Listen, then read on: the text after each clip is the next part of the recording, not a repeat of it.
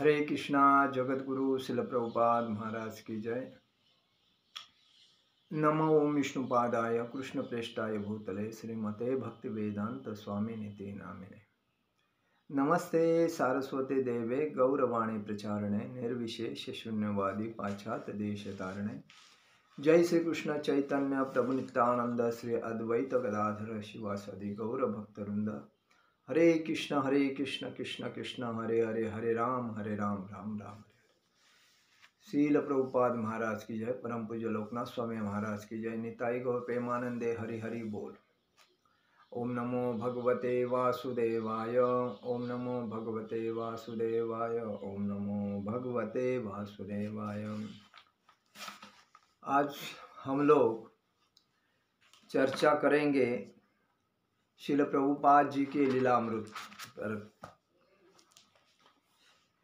देखिए 16 अगस्त 1946 1946 उस दिन भारत में ब्रिटिश को भगाया था, मतलब आंदोलन करके, और भारतीयों के हाथ में ब्रिटिशों ने सत्ता दिया था। वो दिन था। उस दिन गांधी जी ने चालबाजी करके, नेहरू जी एक्चुअली नेताजी सुभाष चंद्र बोस यही पंतप्रधान बनना चाहिए थे, क्योंकि वही जीत कर आए थे लोकसभा में। लेकिन गांधी जी ने अपनी चालबाजी करके मुसलमानों का ज़्यादा डिमांड करके, मुसलमानों को ज़्यादा डिमांड दिया था गांधी जी ने, और नेहरू जी को पंतप्रधान बनाया। और पंतप्रधान बनाने के बाद में मुसलमान लोगों की ताकत बढ़ गई, और ताकत बढ़ने का नतीजा अभी तक हम लोग भोग रहे हैं। वही बात था। तो कहने का मतलब है, इधर दिया देखिए, 1947 में देश छोड़ने को तैयार अंग्रेज सरकार ने कांग्रेस दल के अध्यक्ष जवाहरलाल नेहरू को अंतिम राष्ट्रीय सरकार गठन करने के लिए आमंत्रित किया। इससे मुस्लिम हित पूरा नहीं होगा। जिन्ना ने 16 अगस्त को सीधी कार्यवाही दिवस पहले ही घोषित कर दिया। भारत के अधिकांश भागों में कोई असर नहीं हुआ, लेकिन कलकत्ता में हिंदू और मुस्लिम का जो युद्ध हुआ, दंगा हुआ, उसमें 5 दिन के दंगल में 4000 लोग मारे गए। कितने? 4000। उसमें मुस्लिम और हिंदू भी मारे गए। लेकिन वो बेचारे भूखे प्यासे लोग, उनको ना किसी की जान पहचान, पॉलिटिक्स वाले रह गए बाजू में, और जो भूख के लिए तरस रहे, उन्हीं का बलि उसके अंदर चला गया। तो आज भी वही हाल है, क्योंकि जो जुने जुने लोग हैं उस धरती पे चल रहे हैं, लेकिन लोगों के दिमाग में आता नहीं है कि हमें ब्रिटिश सरकार ने क्या किया था कि लोगों में द्वेष भर दिया था। पहले हिंदू, ब्रिटिश सरकार आने से पहले हिंदू और मुस्लिम एक विचार से चलते थे, उनको कोई टेंशन नहीं था। जब लेकिन खुद के स्वार्थ के लिए ब्रिटिश ने क्या किया, हिंदुओं को मुसलमान के बारे में भड़काया और मुसलमान को हिंदू के बारे में भड़काया, और भड़काने के बाद दोनों में टकराव कर दिया और खुद का स्वार्थ साधा। आज भी वही चाल रही थी, हर जगह पे चलती है। क्योंकि घर में अगर किसी का घर तोड़ना है, घर फोड़ना है, या घर में कुछ क्लेश करना है, तो उसका लड़के को कुछ भड़काने का है, उसके माता को पिताजी के बारे में भड़काना है, माता पिता को लड़के के बारे में भड़काना है। ऐसा करके लोग एक दूसरे घर में क्लेश निर्माण करते हैं और दूसरे उसकी मजा देखते हैं। चाल तो वही किसने लाई थी? ब्रिटिश सरकार ने लाई थी, अंग्रेजों ने लाके इंडिया में छोड़ी थी। कहने का मतलब वही है कि बाद में घायल भी हुए हिंदू मुस्लिम। बाद के महीनों में सारे भारत में हिंदू मुस्लिम दंगे बार बार होते रहे, और उसी वजह से हिंदू मुस्लिम में दंगे बार बार होते थे। अभी भी देखो, कभी इलेक्शन होने के बाद अगर एक पारदर्शक या ईमानदार पार्टी अगर आती है, ईमानदार बोलेगा तो मैं नाम ही लेता हूँ, जैसा कि कांग्रेस में और भाजपा में, अगर भाजपा विजयी होती है तो कांग्रेस वाले देखो दंगे करते हैं कि नहीं। तो ये किसकी चाल है? वो पहले जो चलती आई वही चाल है। लेकिन भाजपा ने यही बताया कि हमें दंगा नहीं करना है, हमें शांति से देश के हित के लिए, लोगों के विकास के लिए देश का रक्षण करना चाहिए, देश का संरक्षण करना चाहिए, और देश की मालमत्ता ही जनता की मालमत्ता, उसका संरक्षण होकर देश को दुनिया के टॉप लिस्ट में 1 नंबर में लाना चाहिए। इसके लिए हमें राजकारण करना चाहिए, न कि स्वार्थ के लिए। कांग्रेस के लोगों ने अपना स्वार्थ साधने के लिए हर टाइम अपने अपने नेताओं लोगों ने खुद के घर भरे, लेकिन भाजपा वाले ने नहीं भरे। लेकिन अगर कोई भरता है तो उनका लोगों के सामने ला सकते हैं लोग। अगर कोई आपको मालूम पड़ता है इसने अपने जनता का पैसा खा के भर दिया, तो सामने ला सकते हो, क्योंकि जनता ही उसका पर्दाफाश करती है। तो कहने का मतलब है ये चाल पहले से चलते आए। 1947 के आरंभ में जब वाइसराय लॉर्ड माउंटबेटन सत्ता हस्तांतरण की योजना बनाने के लिए राजनीतिक नेताओं से मिले, तब दंगे फिर से भड़क उठे, क्योंकि मुसलमानों की ओर से पाकिस्तान की मांग थी। गृह युद्ध के डर से कांग्रेस अंत में विभाजन पर राजी हो गया। देखिए, मुस्लिम लोगों ने क्या किया था, हमें अलग राष्ट्र चाहिए, भारत में हमें नहीं रहना है, हमें पाकिस्तान चाहिए, ये जो बोला था। और वही उनके दंगे वो बार बार हिंदू के साथ करते थे, और हिंदू मुस्लिम के दंगे में बहुत से जो कोई किसी के चक्कर में नहीं थे वही लोग मृत हो जाते थे। और उस टाइम के अगर फोटो देखेंगे तो जैसे जानवर कैसे मर के ऐसे रोडों पे गिरते हैं, वैसे वैसे लोग मर गए थे। मतलब उनको कोई उठाने वाला नहीं था। और बाद में जैसा कचरा उठाते हैं वैसे ही लोगों को कचरे जैसा उठा के म्यूनसिपैलिटी ने लेके जला दिया। कहने का मतलब भगवान के धाम में, भगवान के दरबार में हिंदू मुस्लिम सिख ईसाई ऐसा कोई भाव नहीं है। भगवान ने इंसान को इंसान बनाया, और वो भी सनातन हिंदू धर्म के बेसिस पे।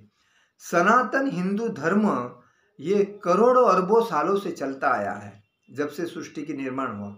उसके बाद में 550 साल पहले वैष्णव का उत्पत्ति हुआ, जो कि चैतन्य महाप्रभु ने किया। उसके पहले ब्राह्मण तो पहले से ही है, लेकिन ब्राह्मण को भगवान ने भक्ति का प्रचार करने के लिए ब्राह्मण बता। ब्राह्मण, क्षत्रिय, वैश्य और शूद्र ये 4 ही विभाग थे इस समाज में। लेकिन इसमें ब्राह्मण, क्षत्रिय, वैश्य, शूद्र के बजाय हिंदू, मुस्लिम, सिख, ईसाई, जैन ये अलग अलग जाति निर्माण किसने की? मनुष्य प्राणी ने, अपने स्वार्थ के वजह से। और इस स्वार्थ के वजह से ही लोगों में झगड़े होते गए। अभी के अज्ञान जो राजकारणी लोग हैं, जो 30 साल के, 50 साल के, 60 साल के, उनको भी मालूम नहीं है इसके बारे में, क्योंकि उन्होंने कभी आध्यात्मिक पढ़ाई की नहीं। वो किसके बुक्स पढ़ते हैं?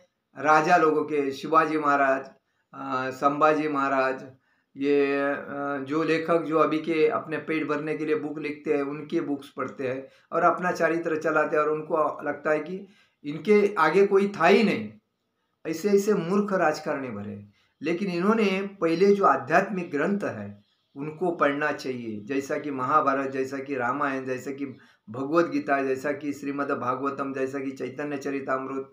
ऐसे जब ग्रंथ पढ़ेंगे तभी उनके दिमाग में आएगा कि इसके पहले क्या था। 550 साल पहले चैतन्य महाप्रभु इधर इस धरती पे आए थे राधा कृष्ण का अवतार लेके, तो उनके बारे में किसी को जानकारी नहीं। तो पूरे बंगाल में पहला सब कुछ बंगाल से हैंडल होता था। पश्चिम बंगाल इसको मुख्य राजधानी कहा जाती थी। अभी जो दिल्ली है वो पश्चिम बंगाल में था, और पश्चिम बंगाल से ही युद्ध चालू होता था और हर जगह पे फैला जाता था। तो कहने का मतलब है 18 जुलाई को भारतीय स्वतंत्रता का बिल निर्विरोध पारित हो गया। 1 मास बाद भारत और पाकिस्तान का स्वतंत्र राष्ट्रों के रूप में जन्म हुआ और जवाहरलाल नेहरू भारत के पहले पंतप्रधान बने। भारत को छिन्न भिन्न कर दिया था किसने? विभाजन ने। ये पाकिस्तान और हिंदुस्तान जो दो विभाग हो गए, उसके बाद में बांग्लादेश, अफगानिस्तान, ऐसे जो भाग हो गए, ये किसने किए? ये कांग्रेस के सरकार ने किए, क्योंकि इसमें पूरा भारत देश के अंदर पाकिस्तान, बांग्लादेश, अफगानिस्तान, कजाकिस्तान, ऐसे बहुत से देश जो थे अंदर थे। लेकिन जो मुस्लिम लोगों ने अपना स्वार्थ, अभी भी देखिए भारत में टुकड़े पाड़ने के लिए मुस्लिम लोग इकट्ठा होते हैं, लेकिन हिंदू लोगों ने अभी क्या करना चाहिए कि अपनी आबादी बढ़ाने के लिए कोशिश करनी चाहिए। उनकी तो आबादी बिना बोले बढ़ जाती है, लेकिन हिंदू लोगों ने अपनी आबादी ऑटोमेटिकली बढ़ाना चाहिए। पहले ज़माने में हस्बैंड वाइफ जो बच्चे पैदा करते थे तो एक जो जोड़ी के साथ 12-12, 15-15 बच्चे थे। अभी के लोग क्या करते हैं, 1-2 बच्चे पैदा करते हैं और बाकी क्या जो अपना पूरी शरीर की जो ताकत है, शक्ति है, इन ये जो इससे भोग के वजह से वेस्टेज करते हैं, मतलब दूसरी जगह पे उसका संभोग करते हैं कितनी और वेस्ट करते हैं, तो कितने पाप करके लेते हैं। उससे बेटर है अगर आप में इतनी शक्ति है, आप मतलब भोग करना चाहते हैं तो अपने घर में भोग कर सकते हैं और उतने बच्चे पैदा करके उनका पालन पोषण कर सकते हैं। अगर पालने को अगर तकलीफ है तो किसी मंदिर में जमा कर सकते हैं, मंदिर में दान कर सकते हैं, जो मंदिर की सेवा करेंगे। लेकिन उसके लिए बाहर के दूसरी जगह पे जाके कोई अपना शक्ति मतलब वीर्य को वेस्टेज करना जरूरी नहीं है। अपने घर में ही अपने पत्नी के साथ संभोग करके बच्चे पैदा करके 2 की जगह 10 निकालो, 15 निकालो, आपको कौन रोकेगा? आप ही पालन पोषण करने वाले हैं। लेकिन अगर आपको नहीं होता है तो उसको मंदिर में दे दो। आज करोड़ों, हजारों, लाखों मंदिर बन रहे हैं हर जगह पे, तो मंदिर में भक्तों की संख्या बढ़नी चाहिए। अगर भक्त आज तो आपने जो पैदे बच्चे जन्म दिए, तो अगर वो मंदिर में जाते तो कल वो मंदिर की आध्यात्मिकता सीख कर समाज में प्रचार करेंगे भक्ति का, और उससे और भक्त बढ़ेंगे तो आध्यात्मिकता बढ़ेगी ना उससे, तो क्या आपका नुकसान है? तो ये जो फालतू मतलब लोग जाते हैं, डांस बार में जाते हैं, वेश्या व्यवसाय में जाते हैं, और किधर साइड में 1-2 औरतें रख के उनके साथ संभोग करके अपना ये शक्ति, वीर्य का मतलब क्या है? वीर्य का मतलब यह है कि शरीर में अपने जितना ब्लड है, वो ब्लड में से हम जब संभोग करते हैं तो एक थैम 40 रक्त के बूंद का बनता है। कितना? 40। तो आप अगर समझो आधा बॉटल भी अगर उसमें वीर्य गया तो आपके अंदर का रक्त कितना गया। और उसके बाद में अलग अलग जाते हैं हम लोग संभोग करने के लिए वेश्यावसाय या और जगह पे, तो उसमें किडनी फेल हो जाती है, हार्ट का प्रॉब्लम हो जाता है, टीबी पेशेंट बन जाता है, ये रोग भी तैयार हो जाते हैं। तो एक ही अपनी औरत है, उसके साथ ही हम लोग करते हैं तो कोई टेंशन नहीं है, तो उसमें रोक नहीं लगाना चाहिए। ज़्यादा से ज़्यादा आपको जितनी शक्ति है उतनी करना चाहिए। तो कहने का मतलब ये है, उस टाइम भारत और पाकिस्तान का विभाजन होने के टाइम 50 लाख सिख पाकिस्तान में, सिख और हिंदू पाकिस्तान में गए, और इतने ही मुसलमान भी भारत में, और विशाल स्थानांतर आरंभ हो गया। पाकिस्तान में हिंदुस्तान को और हिंदुस्तान से पाकिस्तान को भागते हुए शरणागति इधर उधर हो रहे थे, आपस में टकरा गए। अपने ही देश के विरोधी धर्मावलंबियों के संहार में भी लोग जुट गए, और इस प्रकार हिंसा का जोर दौर शुरू हुआ। इसमें लाखों लोग मारे गए। देखें, मतलब यह आपस में ही किसने लगाई आग? ब्रिटिशों ने। क्यों लगाई आग? आपस में लड़ो और झगड़ा करके मरो। अभी देखो कभी कभी कोई गांव में भाई भाई का वाद होता है प्रॉपर्टी के वाद। अभी देखो मूर्ख लोग ना प्रॉपर्टी के वाद में इतने जाते हैं कि केस तक जाते हैं, एक दूसरे को देखते नहीं है, एक दूसरे के ऊपर आग उछलते हैं। ये मूर्खता है। ये किसने लगाई आग? तो उन्होंने लगाई आग। अभी भी लोग अपने में झगड़ा करके देखते। देखिए, सबसे ज्ञानी व्यक्ति कौन है?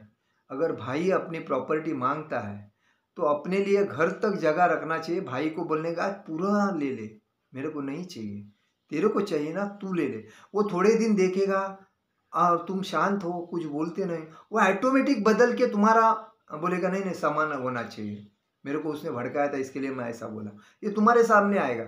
लेकिन जब भाई बहन का, बेटा पिताजी का, माता पति पत्नी का, ऐसे जो झगड़े होते, अड़ोस पड़ोस के जो झगड़े होते, उसमें जो समंजसपना जो लेता है ना, उसका मन बड़ा होना चाहिए। जब बड़ा मन होता है वही आदमी समझदारी से बोलता है, बाबा ठीक है, आपको चाहिए ले लो, मेरे को झगड़ा नहीं करना है, ये मेरी तो, मैंने तो कमाई नहीं थी, ये पूर्वजों ने, जो पिताजी दादा ने रखी थी वही ज़मीन है, उसमें उनका नाम था, उसके बाद तुम्हारा नाम आएगा, उसके बाद तुम्हारे बच्चे का आएगा। जो मेरे को रहने को अगर आप जगह देते हैं वो ठीक है, समान तो हक है, लेकिन मेरे को झगड़ा नहीं करना है। इतना सामंजस्यपना से अगर हम लोग बात करेंगे ना, तो हर घर में कोई झगड़ा नहीं होएगा, हर घर में कोई केस में जाएगा नहीं, हर घर में कोई भी आदमी एक दूसरे को दुश्मन की नज़र से नहीं देखेगा। ये हमारे संस्कार की वजह से ये लपड़ी हो रही है, क्योंकि कली का एक काल है, और कली क्या करता है, कभी भी हर घर में घुस के वाद विवाद करेगा और दोनों के सर फोड़ेगा, तभी उसको आनंद आएगा। कली का मत वही है। तो कली को रोकना सामान्य भक्ति रोक सकती है। तो जिधर भक्ति है, संकीर्तन है, भगवान का कथा है, उधर कली कभी नहीं आएगा। कली भगवान के भक्त के पीछे कभी नहीं लगता है। जो भक्त का नाटक करता है और भक्त नहीं है, उसके सर के ऊपर तो नाचता है कली। और इसी वजह से कलयुग में लोगों में आक्रोश, जो कलयुग में कौन लोग पागल है, जो प्रॉपर्टी के पीछे पड़ रहे हैं, पैसे के पीछे पड़ रहे हैं, लड़की के पीछे पड़ रहे हैं, पद के पीछे पड़ रहे हैं, कौन पड़ रहे हैं? जो मूर्ख है वही पड़ रहे हैं। जो ज्ञानी है, जो भक्त है, शुद्ध भक्त है, वो कभी आपने देखा उनको पीछे पड़ने के टाइम पे? पैसे के पीछे, लड़की के पीछे, पद के पीछे, प्रॉपर्टी के पीछे, बैंक बैलेंस के पीछे देखा है? नहीं देखा। क्यों नहीं देखा? उनको मालूम है ये मूर्खता है, ये माया बोलेगा तो जो नहीं है उसके पीछे हम भाग रहे हैं, और जो है वो आध्यात्मिकता हम लोग उधर देखते भी नहीं। तो हमें किधर देखना चाहिए? जिधर आध्यात्मिकता है, जब भगवान का वास है, उधर देखना चाहिए। मूर्ख के साथ लग के हमको फायदा क्या है? ना हम कुछ लेके आए थे, ना लेके जाएंगे, ये इधर का इधर ही रहने वाला। लेकिन मूर्ख को ये समझता नहीं, और नहीं समझने की वजह से ये प्रॉब्लम है। तो कहने का मतलब ये है, तो उसी वजह से आज भी यही चालू है। श्रील प्रभुपाद जी कहते हैं, हमारी स्वतंत्रता का आंदोलन गांधी जी ने जनता के विभिन्न वर्गों को जोड़ने के लिए आरंभ किया था, लेकिन वास्तव में परिणाम यह हुआ कि जुड़ने के स्थान पर भारत का विभाजन हो गया, और विभाजन इतना विषाक्त हो गया कि जहां पहले हिंदू मुसलमानों में कुछ स्थानों में छिटपुट दंगे होते थे, वहां अब पाकिस्तान और हिंदुस्तान के बीच आयोजित संघर्ष होने लगा। और इसीलिए हम वास्तव में जुड़ नहीं रहे थे, वरना अलग हो रहे थे। हिंदू मुसलमानों की मस्जिद में जाकर उनका विध्वंस कर देते थे, और मुसलमान, मतलब देखो, मुसलमान हिंदू के मंदिर को तोड़ते थे, और हिंदू मुसलमानों के मस्जिद को जाकर तोड़ते थे। तो उसमें मूर्तियां भंग कर देते थे, और सोचते थे हमने हिंदुओं के देवता का नाश किया। मुसलमान सोचते थे हम हिंदुओं के देवता का नाश किया, और मुस्लिम कहते थे हम हिंदुओं के देवता का नाश किया। तो उसी तरह हिंदू भी सोचते थे हमने उनके खुदा को ख़त्म किया, और वो समझते थे भगवान, हमने हिंदू के भगवान को ख़त्म किया। लेकिन भगवान तो एक है, ना ईसाई है, ना मुस्लिम है, ना क्रिश्चियन है, ना जैन है। भगवान तो भगवान ही है, भगवान ने ही सब निर्माण किया। लेकिन मूर्ख लोगों को कौन कहेगा? और इसी वजह से, और बाद में 1947 में हिंदू मुस्लिम संघर्ष देखा था। हिंदू वो का था, दूसरा मुसलमानों का था। बाद में बहुत से लोग उसमें मारे गए। मृत्यु के बाद उनमें कोई भेद नहीं रह गया। कौन हिंदू है कौन मुस्लिम है। म्यूनसिपाल्टी के आदमियों ने उन्हें ढेर में इकट्ठा किया और ले जाकर कहीं फेंक दिया। वे आपस में लड़े और बाग बाजार में लाशों के ढेर लग गए और लाशों में इसकी पहचान नहीं रह गई कि कौन हिंदू है और कौन मुसलमान है। उन्हें सड़क से हटा देना था। अभय को आशा नहीं थी कि भारतीय स्वतंत्रता से कोई वास्तविक समाधान प्राप्त होगा जब तक कि नेताओं ने भागवत चेतना न हो, तब तक क्या परिवर्तन हो सकता है। देखिए, जब ये आध्यात्मिक ग्रंथ पढ़ेंगे, उसका ज्ञान लेंगे, तभी उसके दिमाग में आएगा। अन्यथा क्या है, आपस में झगड़ा। आज भी हर घर में झगड़े क्यों होते हैं? क्योंकि अज्ञानता है। जो अज्ञानी लोग हैं वो, देखिए महाभारत जो गढ़ा था, तभी कौन, पांडु और दूसरा कौन, धृतराष्ट्र और विदुर, ये 3 भाई थे। लेकिन पांडु तो जल्दी शरीर छोड़ के चले गए थे और धृतराष्ट्र और विदुर थे। जब विदुर जी ने देखा कि धृतराष्ट्र के जो पुत्र है 100 कौरव, उसमें दुर्योधन तो पूरा पागल है, और उसने तो विदुर जी को क्या कहा था, तुम इधर रुकने का नहीं, तुम छोड़ दो इसको, मैं पांडु के पुत्र को एक सुई के नोक में भी जगह नहीं दूंगा, तो आपका क्या है। तो विदुर जी ने क्या किया, उनको बोला भाई आप ले लो पूरा प्रॉपर्टी और जो करना है करो, मैं चला भगवान के दर्शन को। और सीधा प्रॉपर्टी का त्याग करके, ज्ञानी व्यक्ति भगवान का भक्त था, सीधा निकल गए भगवान के दर्शन करने के लिए। और वो दर्शन करते रहे। इधर कौरव पांडवों का युद्ध होता गया, क्योंकि भगवान श्री कृष्ण ही थे, क्योंकि उनको मालूम था ये इतने अहंकारी कौरव है, उन्होंने द्रौपदी का वस्त्रहरण किया था, तो उनको तो सबक सिखाना ही है। तो तब तक वो मेरा स्वार्थी आदमी कहाँ रहेंगे। तो भगवान ने उन सब का नाश कर दिया, 100 कौरवों को मार दिया और 5 पांडवों को राजगद्दी पे बिठाया। अगर वही दुर्योधन ज्ञानी होता तो ये महाभारत घटता ही नहीं था। क्योंकि अहंकार, ये अहंकार के वजह से ही आज ही भारत देश में या कोई भी जगह पे अहंकार के वजह से क्लेश हो रहा है। अहंकार बोलेगा तो पद का अहंकार, पैसे का अहंकार, प्रॉपर्टी का अहंकार, बाल बच्चे अच्छे पद पे रहेंगे तो उसमें से इनकम आ रहा है तो उसका अहंकार, और बाजू वाले से मैं थोड़ा अमीर हूँ तो उसका अहंकार। मामूली चीज़ है। ये अहंकार ही आदमी का सर्वनाश करता है, और इसीलिए व्यक्ति ने अहंकार को कभी टच नहीं होने देना चाहिए। जिस दिन आदमी को अहंकार आ जाता है, समझ जाने का उसका नाश नज़दीक है, इसलिए कहा गया है। तो प्रभुपाद जी यही कहते हैं।